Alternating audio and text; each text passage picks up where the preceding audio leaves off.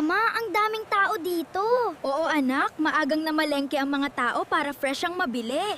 Ang bango ng mga prutas. Mama, bakit iba-iba ang kulay ng gulay? Kasi iba-iba din ang vitamins na binibigay nila sa katawan. Parang rainbow pala ang gulay. Mama, ano pinakamatamis dito? Kapag hinog ang mangga, sobrang tamis niyan. Pwede tayo bumili mamaya? Mama, bakit kurba ang saging? Magandang tanong yan ah. Hindi sila diretso tulad ng pipino. Noong maliit pa ang saging, pababa muna tumutubo yan. Talaga? Bakit naging pataas? Kasi hinahanap nila ang sikat ng araw. Tinatawag yan na phototropism. Photothrow what?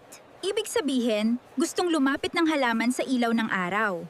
Kailangan ng halaman ang sunlight para lumaki at maging healthy. Parang pagkain nila ang araw? Oo anak, parang ganun nga. May isa pang tawag dyan, negative geotropism. Ano naman yun? Imbes na sumunod sa gravity pababa, tumataas sila habang hinahanap ang araw. Parang umaakyat sila sa araw. Ang galing naman ng saging. Mama, may natutunan na naman ako ngayon. At madami ka pang matututunan habang lumalaki ka. Next time ulit magtatanong ako.